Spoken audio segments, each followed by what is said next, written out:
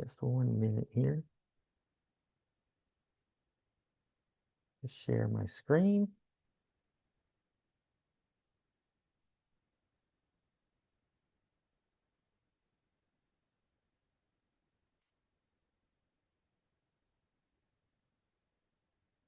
All right. Hello, everyone. Hope you're doing well today. Thank you for taking time out of your busy schedule to come and spend some time with us with the Elder Justice Task Force. As I was saying to some of the leadership before we got on here, I will do my best to monitor the chat and the waiting room as best I can, but I want them to help us with that as well. And we'll have plenty of time, I think, at the end for questions and discussion. So if you do have anything come up, feel free to leave it in the chat, but also you can, feel free to just hold on to that later on, and we'll get to that here. So let's go ahead and we have to do the obligatory. Can everyone see my screen? If one of my folks can make sure. Okay, great. All right.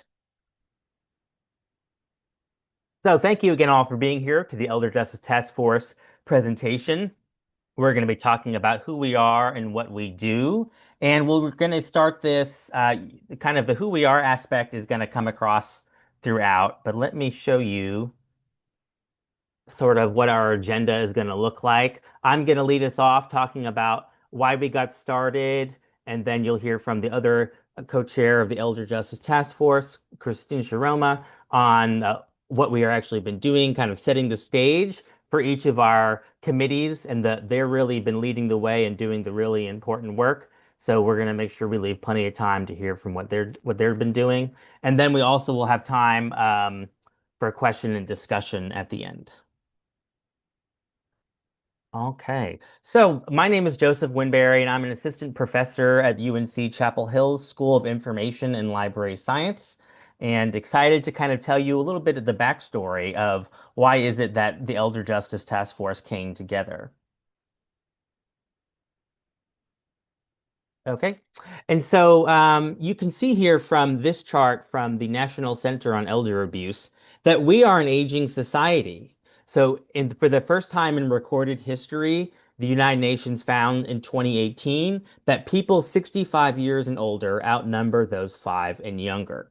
And I always think that is bears repeating that this is the first time in recorded history that people 65 years and older outnumber those 5 and younger. And so, as you can see, looking at this chart of the United States over the next few decades, the number of older adults in the community is going to expand considerably. And within that population of those who are 65 and older, the focus or the emphasis of where we're going to see the largest amount of growth is among folks who are 85 and older. So we often sort of think of centenarians, people who are 100 and older, as being very rare, but it's actually going to be becoming even less rare. And this, of course, has a lot of implications. While these numbers are for the United States, the reality is that we are seeing changes in aging all across the world. So this is something that's going to have an international impact.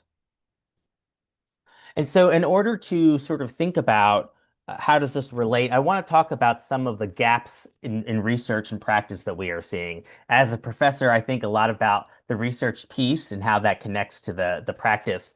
So, one thing that we have seen over the last few years, as we are an aging society, we have seen also this growing recognition of the importance of social justice in the field of library and information science and how that works into our libraries. And so, what one of the that can be defined in many ways, but essentially it's about how do we ensure that people have the resources that they need, despite where they are in society, to thrive in life. And so that's something that we have seen being focused on for many populations in our field. But one of the big gaps has been is that there's not been a whole lot of research thinking about social justice in older adults within the library space. And so this is an issue in the research, but it's also an issue in our practice because we have recognized the importance of this issue.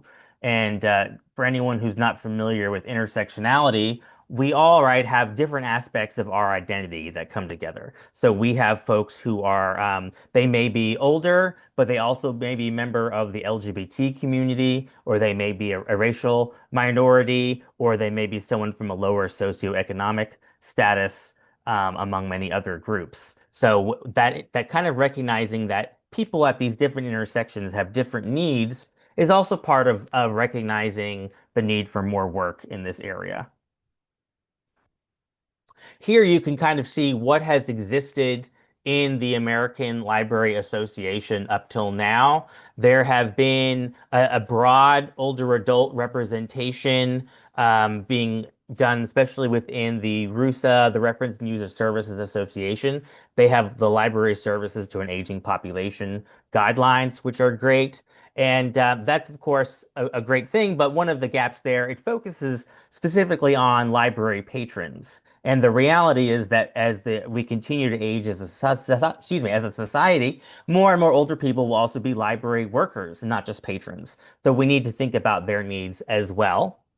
And also, there is a focus in the ODLOS group, the Library Services for Dementia and Alzheimer's, which is a special interest group in the organization. There is emphasis there on people with dementia and Alzheimer's, and those are folks who are often made invisible in the work that we do. And so we're seeing ways that we are engaging well, I think, with the RUSA group as well as the ODLOS group, and sort of recognizing that some of these other intersectional populations are also made invisible. And these two organizations have a larger internal or patron focus, which is important. And we want to build on that and thinking about how does the library fit into the broader community, as well as sort of recognizing the explicit social justice emphasis, which we think we need now more than ever. And I also just want to take a moment to say that for many of our members, this is not just an issue about, the stats or even always the specifics of what each of our individual communities look like. That's a great concern, but we also have a personal connection. Many of us are drawn to this work because of the relationships we have with the older people in our lives. Here's a picture of me and my granny who's 95, and here's a picture of Rebecca Beadle, one of our co-leaders, with her father. And we recognize that the older population is increasingly representing multiple generations. You might be someone who's 65 and have a parent, for instance, who's 85 or older. And so the personal piece of this is so important that we want to make sure that we have library services and that the library is doing the work in the broader community it needs in order to best meet the actual needs of older adults. And with that, I'm going to go ahead and turn it over to my wonderful co-chair to lead us on from here. Thanks, Joseph. Hi, everyone. My name is Christina Sharoma. I am an assistant professor at Louisiana State University, go Tigers, in the School of Information Studies. And now that you know a little bit about our background of why and how we got started, let's move on to what we're doing. All right. Thank you. So this work started back at ALA Annual in 2024 when our fearless leader, Joseph, gave a presentation entitled The Role of Libraries in an Aging Society, a Social Justice Imperative. This talk was well received and the call to action was very successful as we saw the beginning of our formation with 10 charter members expressing interest. And so with that, he solicited a wider call. And in August of 2024, we finalized our charter member list. We decided on a name. We established our mission, goals, and guidelines. And so with that, we submitted our formal documents to ALA's Social Responsibilities Roundtable. You may hear me call it CERT, in September of 2024. So then this brought us to the new year of 2025 with Joseph once again presenting our work at ALA, this time at LibLearnX in Phoenix, where he shared our progress and proposed local action. So that brings us to our most recent presentation and our 1 year anniversary. Although no one brought cake, this has been a reoccurring thing is that maybe we'll have cake next year at our second anniversary. There at ALA Annual in Philadelphia. That was my first time to attend ALA. It was It was interesting. It was wild. We were so excited to have representatives from our working groups, our committees, to present on the work they're doing to support elder justice within ALA and beyond, and you'll hear from some of them today. So that brings us today where we are celebrating hitting another milestone with the first of many to come webinars to educate and support elder justice within our communities. Next slide. Thank you. All right, so this graphic is just to help situate people who may be unfamiliar with ALA or CERT. This is where we sit within the larger organization. So Elder Justice Task Force is a part of the Social Responsibilities Roundtable, or CERT, which is a roundtable of the American Library Association. Since we fall under a roundtable, and there are a few in ALA, we have to follow the guidelines as set out by CERT, as well as the bylaws that ALA has set forward. So just a little bit of understanding there. Next slide. And so as we were forming, one of our tasks was to create our mission statement. And we worked together to come up with this. The Elder Justice Task Force seeks to partner with adults 65 and older, libraries, and communities to identify, understand, and address the needs of this growing and diverse population.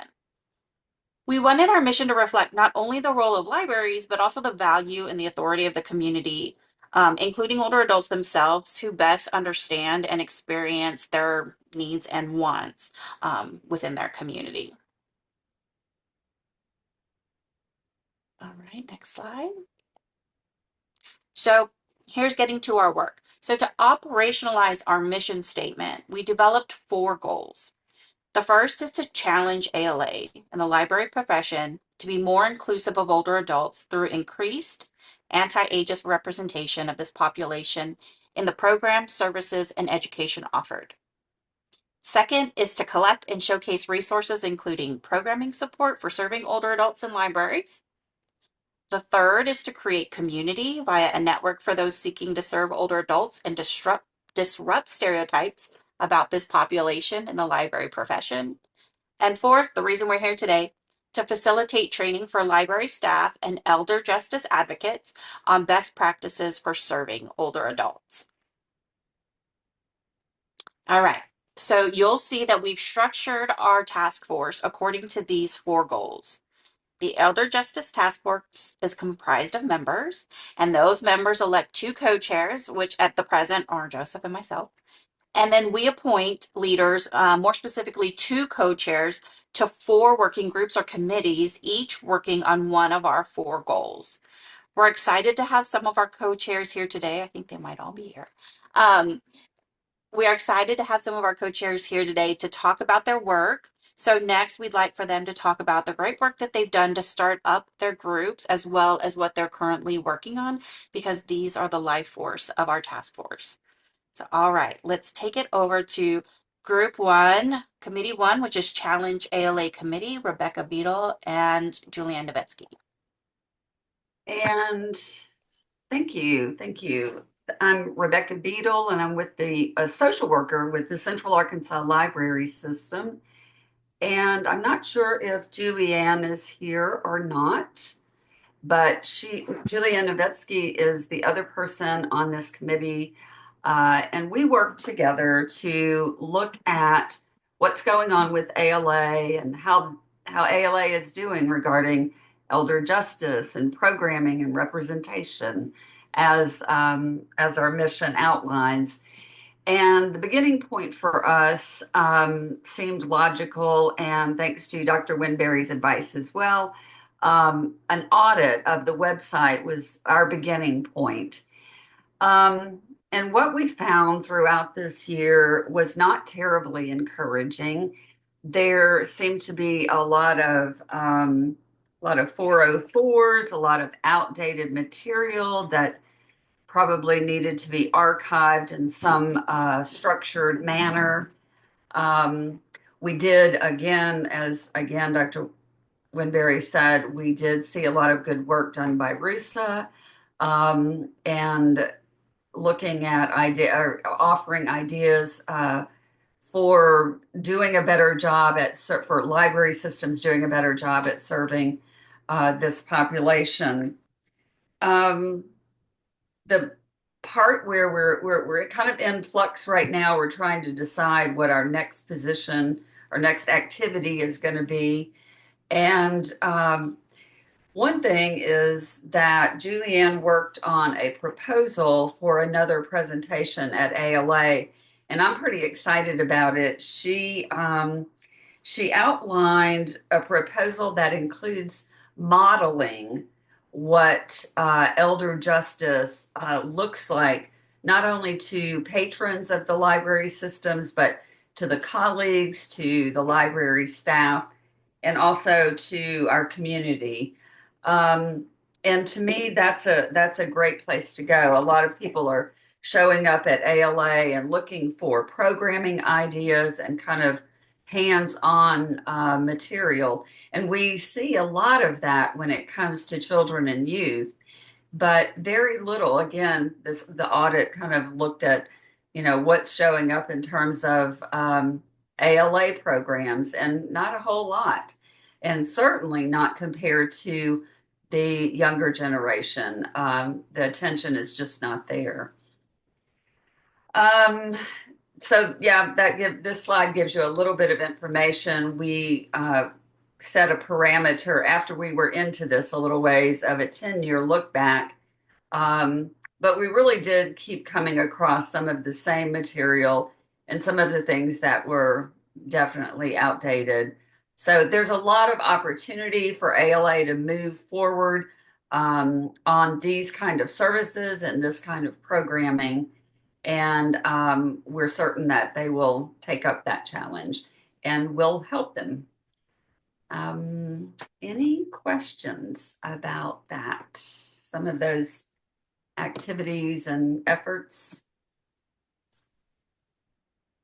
Thank you. We're I think we'll come taking, back to at the okay, end for okay, any questions. Yeah. that sounds good. Anything that you would like to add, Dr. Winberry or Dr. Shroma?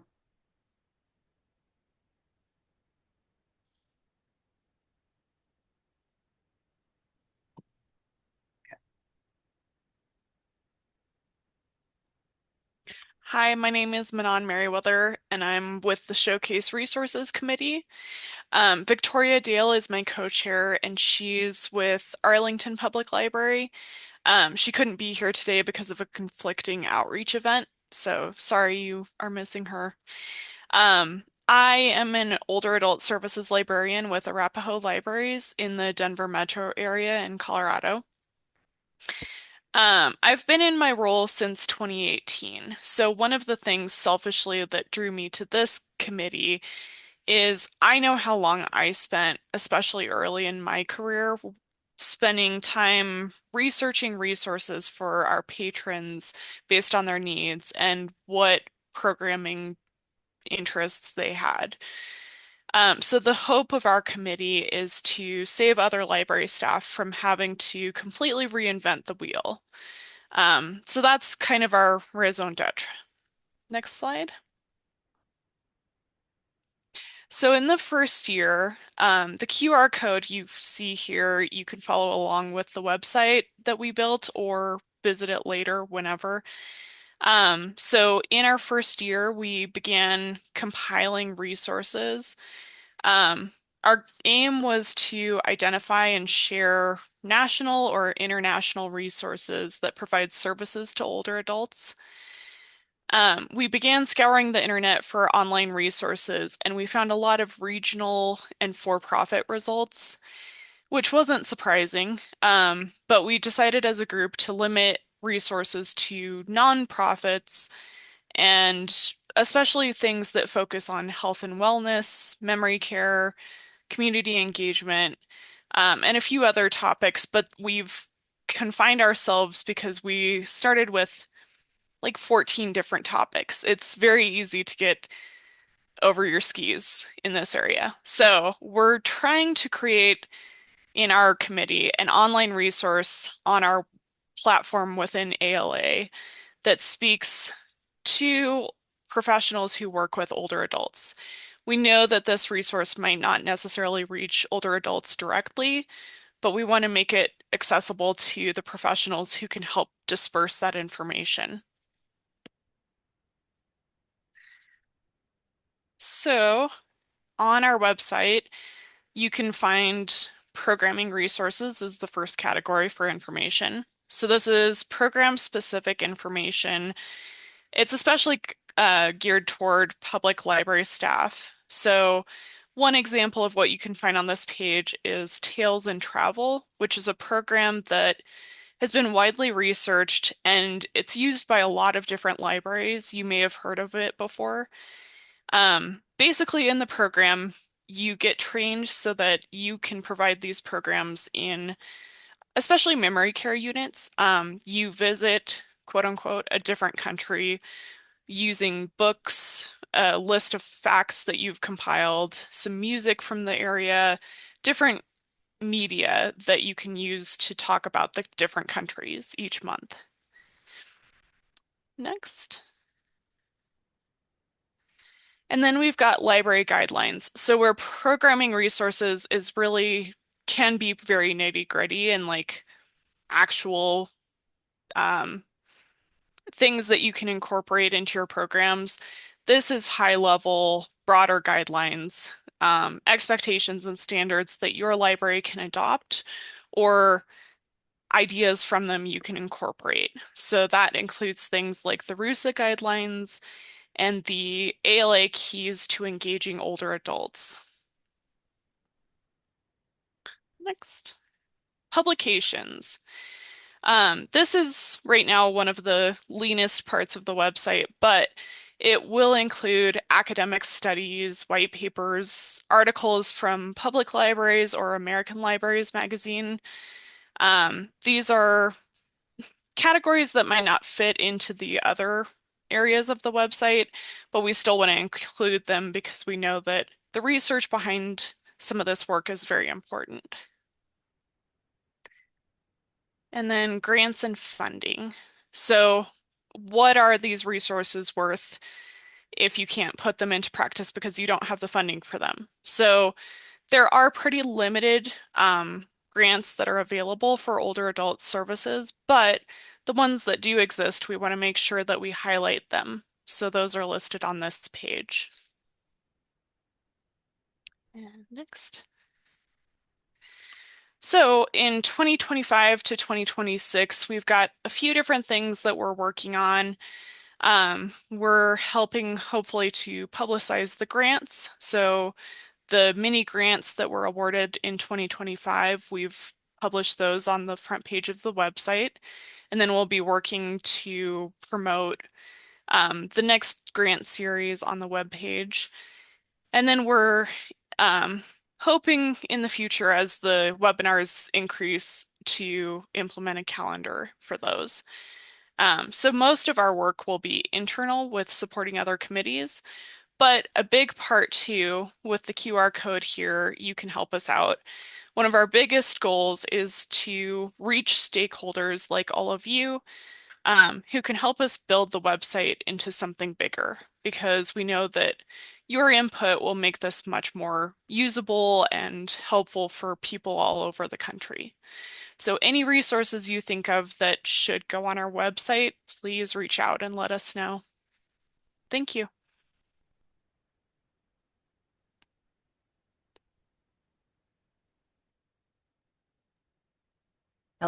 Hello, everybody. I don't believe Zoe is on here with us. My name's Amber Holler, and I'm with the Imperial Public Library in California. And I have the honor of co-chairing with Zoe Mann from the Arlington Public Library. She's amazing.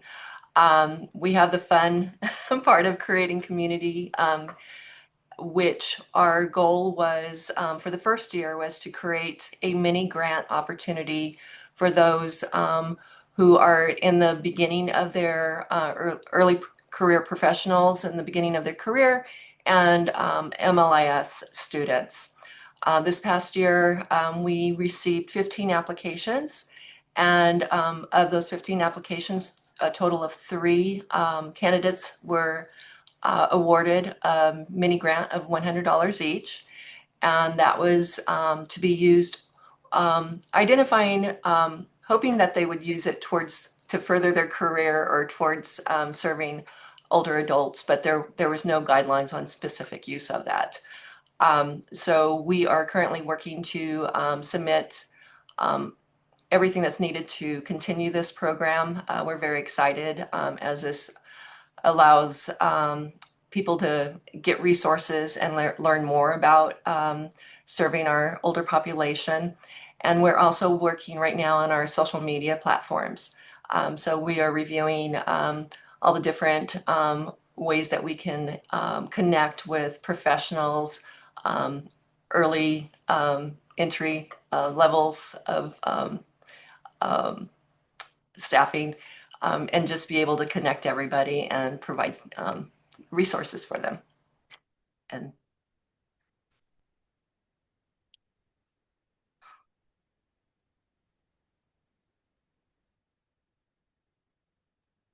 All right. So I will be helping with this portion because our two co-chairs were not able to make it today. But thank you so far to everyone who has presented. One thing I Actually, love about Joseph, yes. I am on the call. Alan, thank you. Okay, I There I apologize. am. I missed you there. I'll be quiet now. Everyone will listen to That's Alan instead. that's Much okay. better, I No, we'll promise. let Joseph talk, and then I could just sit here and look pretty and let me just say hello to everyone. Good morning, good afternoon, and good evening, depending where you are and watching this webinar today. I'm Alan Kleiman. I've recently taken on the role as co-chair of the Facilitate Training Committee. I have a new co-chair, Alexis Cantu, who is with the Chicago Public Library. And I myself am the director of the Edison, New Jersey Public Library. I'm probably the person on the committee who has fought ALA for probably close to 50 years on the topic of library service to older adults and how ALA needs to do more. So when Joseph came up with this idea, I was like, thank you. So I perhaps represent the older generation in this topic area, and Joseph is representing the new area and approaching this in a whole different way. We have a couple of things we'd like to do in training. One, we'd like to really do more of these webinars on a quarterly basis to ensure that we're filling the gap of what happens. It's very difficult for us to find out, actually, all the training that happens locally in the topic of library service to older adults. And so those things, once we find them, if they're up there or posted, we would love to have them on our website. We also are going to be working on a webinar idea solicitation form so we can get some ideas from all of you out in the field. What is it that you're not getting locally, either from your state library agency or from your library system in general? And I go back to the unpublished guidelines for library service to older adults from 2023, which hopefully will be published this year. And basically, there's two kinds of training. We're looking at training for library workers, but also what training does library staff need to do for the older adults themselves? I see every day older adults coming into our library who need to fill out forms, who coming to us for Social Security help, just in general. The world has changed in the last 20 years from paper to on-site. And despite what some reports may say that everyone is now online, we certainly, those that work in public libraries, know that it's not true. And so how do we serve these two groups? We need to empower staff so that they can train older adults, but they need to be empowered themselves. And also looking at this from the RUSA committee and the OLOS committee, There's just absolutely so much that needs to be done.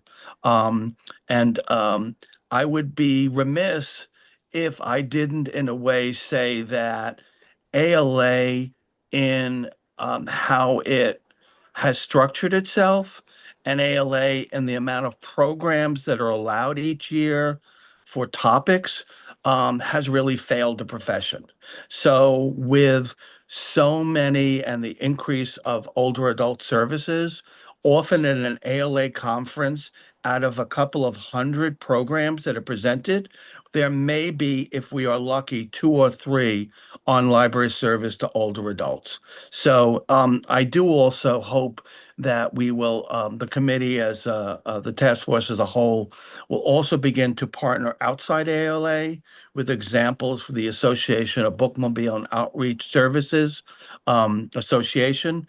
Their conference is coming up in October. So many bookmobiles serve older adults, and that's not what people think about. And so I think there are about four or five presentations at the upcoming ABOS conference, all on older adult services. So I'm really excited about that. So there's a lot to be done in training, and I hope Alexis and I will be able to put all of this together, get some stuff on the website.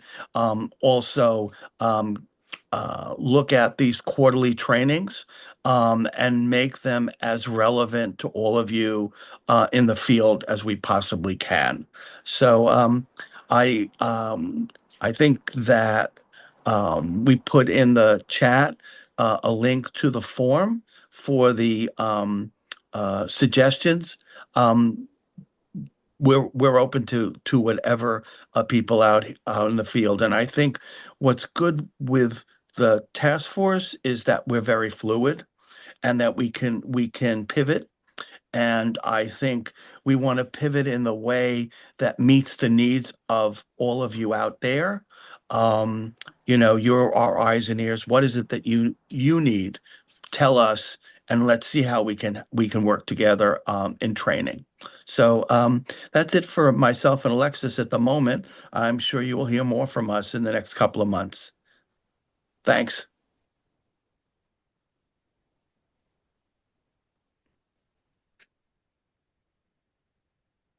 All right. Thank you, everyone. A big thank you to all of our working group co-chairs, and every one of you who has contributed to your time and your energy to advancing elder justice in our communities and throughout ALA. Together, we've laid the foundation for something really powerful, and I'm excited to see us grow in the upcoming years. So now we invite everyone to take the next step and join us. Together, we're building momentum not only within libraries and ALA, but across our communities. So by adding your voice, your ideas, and your energy, you can help shape our elder justice movement. Joining is easy. Scan the QR code. You can email us or visit our email us at elderjusticetaskforce@gmail.com or visit our ALA web space at www.ala.org/SRRT/EJTF, Elder Justice Task Force. So we've made it very easy for you. You have multiple ways to join us. You can even say, hey, Christina, I'd love to join, and I'll get you started, I promise. We truly believe in the power of collective action. Collaboration is what turns good intentions into impact, and that's why we want to hear from you. We encourage you now to share your thoughts and comments and your vision for what might come next. So now's your time to ask questions or share your thoughts. And thank you for being here today, and thank you for considering how your involvement can take us into the next year. Thank you again to our co-chairs. We really appreciate you taking time today, and I'm going to send it out to everyone. We'll stop the recordings now. Yes, thank you, everyone. I'm going to stop the recording here so that we can have a conversation. If you were using any sort of tools to help, like an AI tool to engage some of the material, and if you could stop recording that now, that would be great so that we can have a private conversation. But I just want to reiterate really quickly what Christina said. about all the work that we're doing and to thank all of our co-chairs and everyone else who is involved in moving this work forward. We're a big believer in that if we all just do a little bit, no one has to do a lot, and we can accomplish a great deal in that way. So I would second the charge to have you join us if you are interested, and we're happy to talk about that more. And I think you're already seeing how these committees sort of interact, and the work of one supports the other, and the same vice versa. So thank you all, and I'll go ahead and I will stop the recording.